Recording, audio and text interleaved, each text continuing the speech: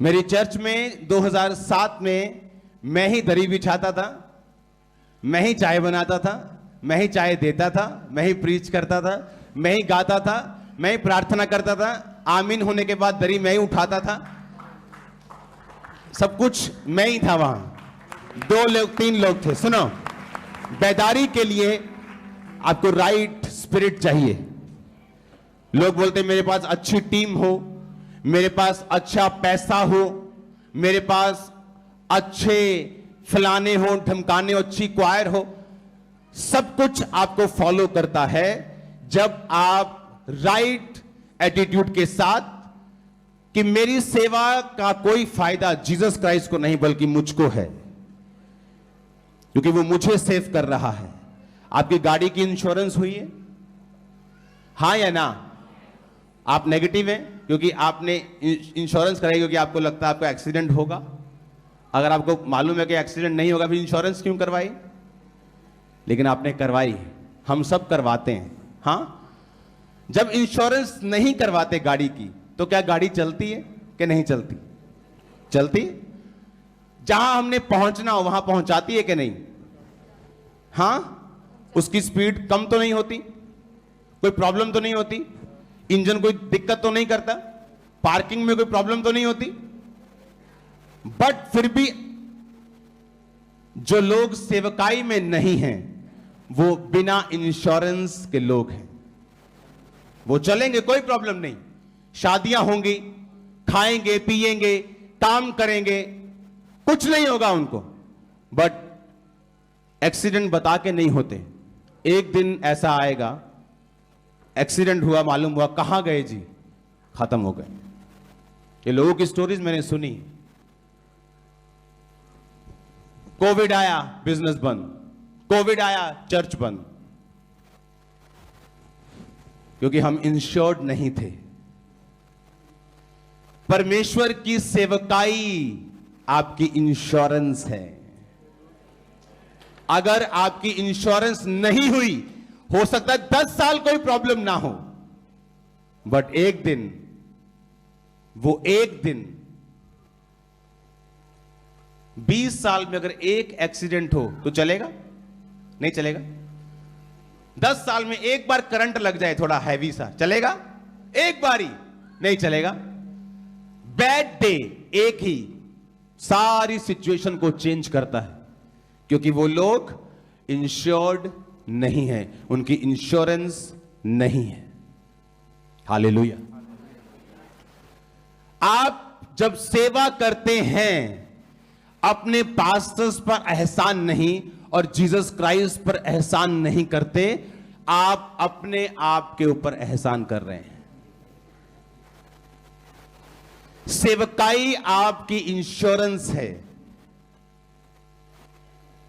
एक सेवा करने वाला इंसान दूसरे से ज्यादा सिक्योर है। राइट एटीट्यूड में, स्पिरिट में सेवा करने वाला इंसान, वो पास्टर, वो विश्वासी, वो बिजनेसमैन, वो जॉबमैन दूसरों से ज्यादा इंश्योर्ड है। उसे कुछ नहीं होगा।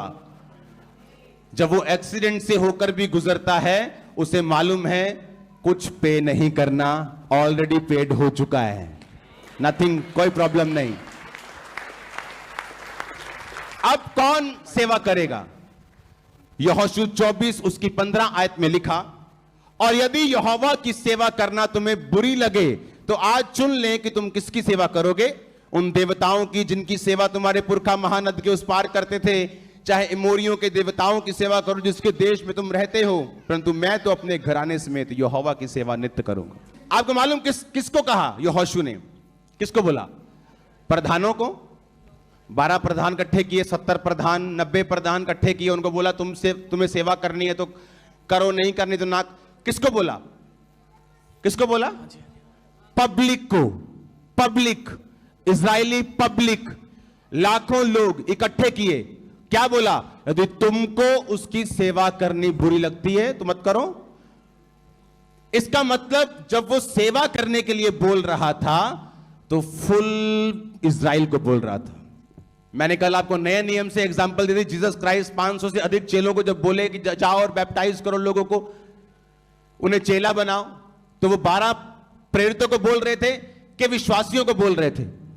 उनमें चेले भी थे, इवेंजलिस्ट भी थे, विश्वासी भी थे, वो भी प्रेरित थे। उनमें से भी कुछ ऐसे लोग थे जो जीसस क्राइस्ट के साथ फुल टाइम मिनिस्ट्री में थे, लेकिन प्रेरित होने के लिए अभी नहीं चुने गए थे, अभी उनका टाइम नहीं आया था। वो भी थे चुने हुए प्रेरित, आने वाले प्रेरित, आने वाले पास्टर, आने वाले इवेंजलिस्ट, विश्वासी, विश्वासियों के बच्चे, सब थे वहां पे। और जीसस ने कहा जाओ, सबको बोला जाओ, गो। प्रेरितों के काम, प्रेरितों की योजनाएं नहीं, प्रेरितों की बातें नहीं, प्रेरितों के काम, एक्ट्स ऑफ अपोस्टल्स। और यहोशू ने क्या कहा? पब्लिक को इकट्ठा किया, बोला तुमको चुन लो। यदि यहोवा की सेवा करना बुरी लगे तो आज चुन लो तुम किसकी सेवा करोगे। उन देवताओं की जो तुम्हारे पुरखे करते थे, उन अमोरियों की देवताओं की जिसके देश में तुम रहते हो, परंतु मैं तो अपने घराने समेत यहोवा की सेवा करूंगा। उसके घराने में उसका बच्चा भी था, उसका भतीजा भी था, उसकी वाइफ भी थी, उसकी मां भी थी, बाप भी होगा, सब कुछ, सारे रिश्तेदार, पूरे घराने समेत कहता मैं यहोवा की सेवा करूंगा।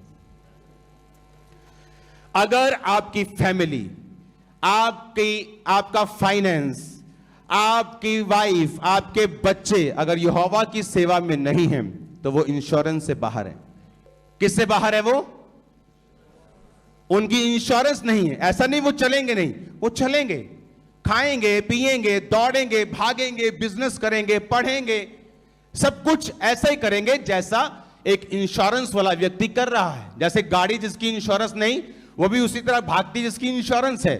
लेकिन एक दिन, वन बैड डे, वो सब कुछ बदल के रख देगा। लोगों की सैड स्टोरी सुनी आपने?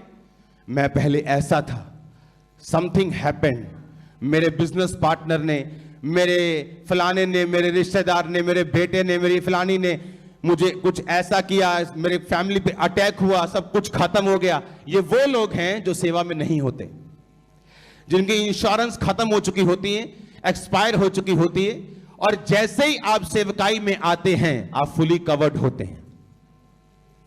मुसीबत धर्मी पर भी आएगी, मुसीबत पापी पर भी आएगी, मुसीबत सेवकाई करने वाले के ऊपर भी आएगी, मुसीबत सेवा करने वाले, ना सेवा करने वाले के ऊपर भी आएगी।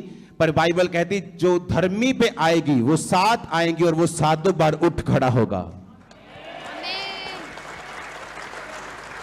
अगर आप रियल मिनिस्टर हैं, आप रियल सर्वेंट हैं, आप खुदावंद की सेवा करते हैं, कैसे? अपनी चर्च में। आप 60 साल के हैं, आप सेवा कर सकते हैं। 70 के हैं, आप सेवा कर सकते हैं। 80 के हैं, मूसा ने 80 में शुरुआत की थी। Moses started when he was 80, Joseph started when he was in teen. So कोई इतना यंग नहीं और बूढ़ा नहीं कि खुदावंद की सेवा ना कर सके। आप नहीं कहते मैं बुजुर्ग हो गया हूं, आपको सेवा करनी है।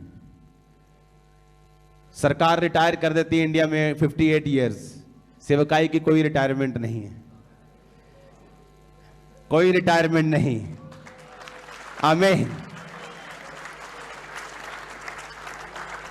कोई वेकेशंस नहीं है, स्पिरिचुअल वाली वेकेशंस। शरीर को रेस्ट दे सकते हो, छुट्टी कर सकते हो, चर्च से छुट्टी कर सकते हो, जीसस क्राइस्ट से छुट्टी नहीं कर सकते। आमीन। अगर आप ये बात समझ गए कि मैं अगर सेवकाई में नहीं हूं तो इसका मतलब ये नहीं मैं चलूंगा नहीं, मैं भागूंगा नहीं, मैं काम नहीं कर पाऊंगा, मैं हील नहीं हूं, सब कुछ होता रहेगा लाइफ में, but you are exposed to devil. आप अटैक के लिए एक्सपोज हैं, कभी भी कुछ भी हो सकता है, आप गारंटी के अंदर नहीं हैं। अगर आप सेवा में हैं, आप इंश्योर्ड हैं, आप खुदावंद की कवरिंग के नीचे हैं, आप उसके किंगडम के उसके सहकर्मी हैं। बाइबल कहती है आप उसके पार्टनर हैं। वो आपका ध्यान रखेगा, वो आपका ध्यान रखेगा, इविल लोगों को आपसे दूर रखेगा, ऐसी योजनाओं को आपसे दूर रखेगा। मुझे मालूम है मैं सेवा में हूं, खुदा को मालूम है ये सेवा में है, इसको डिस्ट्रैक्ट नहीं किया जा सकता। तो जो मुझे डिस्ट्रैक्ट करने आ रहा है, परमेश्वर उसकी गर्दन पकड़ लेगा। उसने कहा तेरा हाथ तेरे शत्रुओं की गर्दन पर पड़ेगा। लेकिन हमें करने की जरूरत नहीं। लेकिन अगर जब हम सेवा में नहीं होते तो लोग अटैक कर कर कामयाब हो जाते हैं। तो आपकी लाइफ में कुछ भी करते हैं, कामयाब होते हैं, आपको फिर उन चीजों से निकलना पड़ता है, उल्टा आप कड़वे भी होते हैं, बहुत सी चीजें आपकी लाइफ में होती। मेक श्योर अपनी अपनी चर्च में आप एक एक्टिव इवेंजलिस्ट हों। मेक श्योर कोई भी चर्च में आप हैं। खामबरा चर्च में मैं जब शुरू हुई थी, मैंने कहा था मैं विश्वासी बनाने में बिलीव नहीं करता हूं, मैं इवेंजलिस्ट बनाने में, सेवक बनाने में बिलीव करता हूं। उन लोगों को सेवकाई में लगाया। दुनिया में आप कहीं भी चले जाओ, हर तरह के आपको बहाने मिल जाएंगे। ये देश ठंडा बहुत है तब नहीं लोग होते, ये देश गर्म बहुत है तब लोग नहीं होते, ये लोग ऐसे हैं तब नहीं आते, ऐसे हैं, सब बहाने हैं। अगर आग है, आप अंटार्कटिका में चल जाओगे वहीं लोग आ जाएंगे। आप आइसलैंड में चले जाओगे, ग्रीनलैंड में चले जाओगे, वहां लोग आ जाएंगे, अगर आप में आग है तो। अगर आपकी चर्च में फायर है, अगर आपके चर्च के लोगों ने को आपने एक्टिव किया है, वो इवेंजलिज्म में एक्टिव हैं, हालेलुया। मैं इस बात को इसलिए नहीं कहता हूं कि मुझे कोई घमंड है, लेकिन मैं इस बात को जानता हूं। आप मुझे जिस भी देश में भेजोगे वहां की बिगेस्ट चर्च बना सकता हूं। आप जिस मर्जी देश में मुझे भेज दो कि ये यूके है, यहां की बिगेस्ट चर्च को कितना क्रॉस करना है, 10,000 मैं कर लूंगा 1 साल में, 2 साल में। न्यूजीलैंड में कर लूंगा। आप जहां मुझे, पता है क्यों? मैं बिलीव करता हूं, अगर कोई ये बोलता है कि मेरी चर्च में 50 लोग हैं पर हैं पक्के, जबरदस्त पक्के प्रभु में, अगर आपके पास 50 भेड़े हैं और वो हेल्दी हैं, वो 55 क्यों नहीं हुई साल में? वो 60 क्यों नहीं हुई? बच्चे क्यों नहीं दिए? वो 100 क्यों नहीं हुई? मेरे पास एक फॉर्म है जहां पे मैं अगर खरगोश छोड़ता हूं, रैबिट छोड़ता हूं 15, तो साल में 100 होते हैं। वो 100 बकरियां छोड़ो तो वहां, घोड़े छोड़ो तो वहां वो बढ़ते हैं। सब बढ़ते हैं अगर उनको हेल्दी खाना, पानी और एटमॉस्फेयर दिया जाए। चर्च क्यों नहीं बढ़ती है? क्योंकि उन लोगों को जो देना चाहिए वो नहीं मिल रहा। अगर वो हेल्दी हैं, वो 50 नहीं रहेंगे। जहां उनकी हेल्थ में गड़बड़ हुई, वहां बच्चे जन्मने बंद हो जाएंगे। तो इसलिए मैं कहता हूं, आप मुझे जहां भी भेजोगे वहां ग्रोथ होगी। जो सन्स एंड डॉटर्स हैं वो ग्रो करेंगे, क्योंकि ये हमारी स्पिरिट में है अपने लोगों को कैसे बढ़ाना है। हालेलुया। आपको सेवा करनी है। आप इमेजिन करो, मेरे लोग चर्च से सेवा करते हैं, उनसे मैं कभी मिला भी नहीं। वो पता नहीं ब्लेस होके कोई न्यूजीलैंड आ गया, कोई ऑस्ट्रेलिया चला जाता है, कोई वॉलंटियर, कल को मालूम हो स्टैंडिंग वॉलंटियर कहां गया, अमेरिका चला। ऐसे रास्ते परमेश्वर उनके खोल रहा है, इस तरह से वेज उनके ओपन कर रहा है। इतनी जल्दी लोगों की हीलिंग होती है क्योंकि वो बिल्कुल तैयार होते हैं, जस्ट रेडी। जस्ट लोहा गर्म है, मुझे जाके जस्ट हिट मारना है, ठाट ठाट ठाट, सब काम होते। क्यों? गर्म है, तैयार है। आपको यह दिमाग में रखना है कि मेरी इंश्योरेंस है कि नहीं, मेरी गाड़ी की है, मेरे घर की है, मेरी दुकान की है, मेरे मॉल की है, लेकिन आपकी है कि नहीं? आप सेवकाई में नहीं हैं, आप महंगी गाड़ी हैं, आप बेस्ट व्यक्ति हैं, आप बड़े अच्छे हैं, पर आप इंश्योरेंस से बाहर हैं। अब आपकी सिरदर्दी है, आप फास्टिंग करेंगे, प्रेयर करेंगे, अपने पास्टर से बात करेंगे, मैं क्या काम करूं चर्च में। हालेलुया। वो गिफ्ट जो परमेश्वर ने आपको दिया आप यूज करेंगे और प्लस इवेंजलिज्म करेंगे। आप लेके जाएंगे पंफलेट्स को गाड़ियों में, बसों में, चौकों में, होटल्स के बाहर,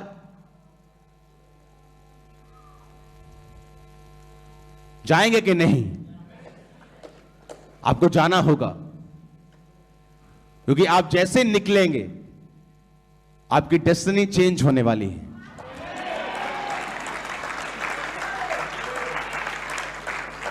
वो सिस्टम सारे बदल जाएंगे। आमीन। तो मेरी पहली विजिट में मैं ये सोच के आया था, खुदावंद की आत्मा ने मुझे बताया था कि यही काम तूने करना है। That's it.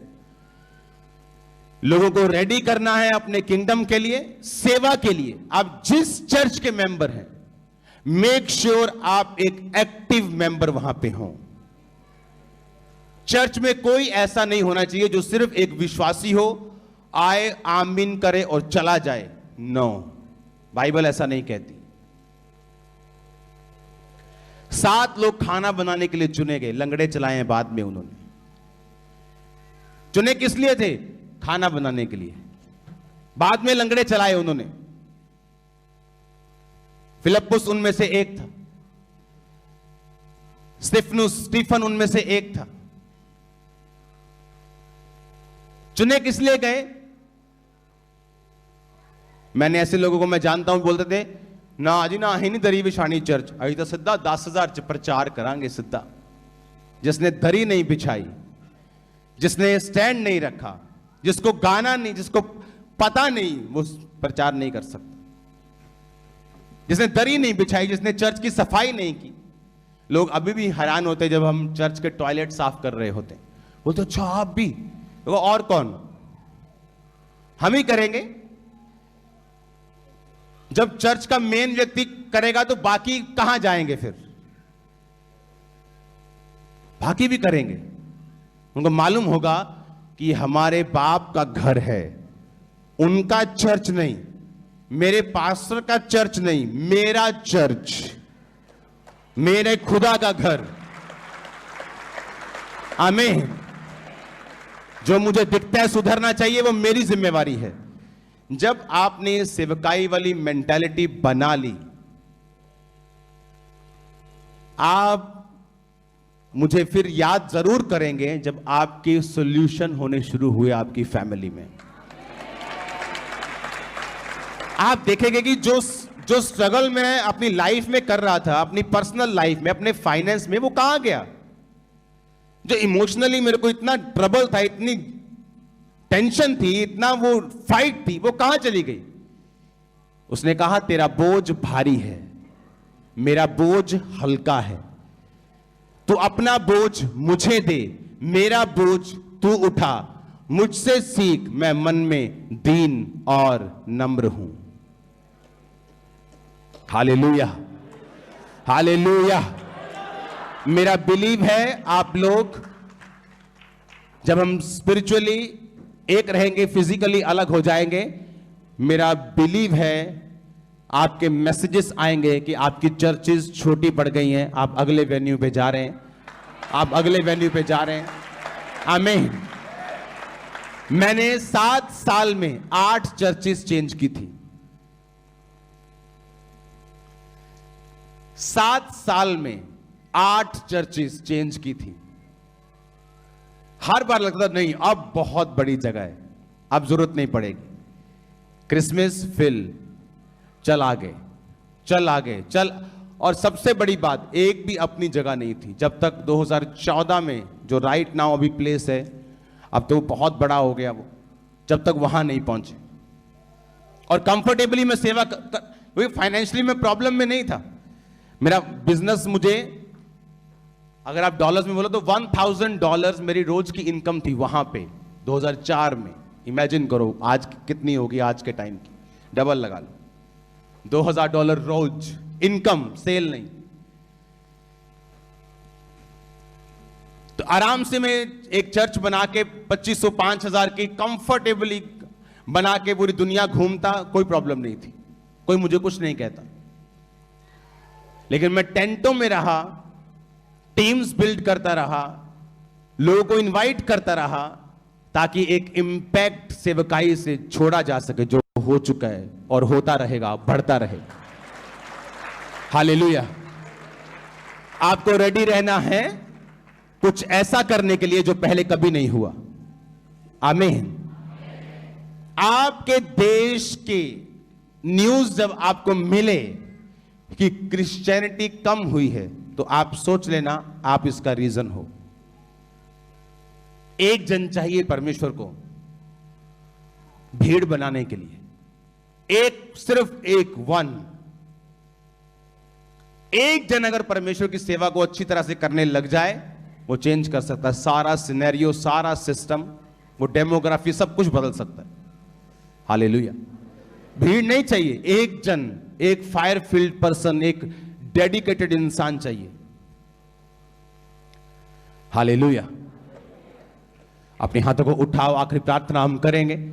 आप, आपकी फैमिली आज से खुदावंद की इस इंश्योरेंस के नीचे आए। आपकी फैमिली, आपकी लाइफ कभी भी आपको शर्मिंदा होना नहीं पड़ेगा। आज से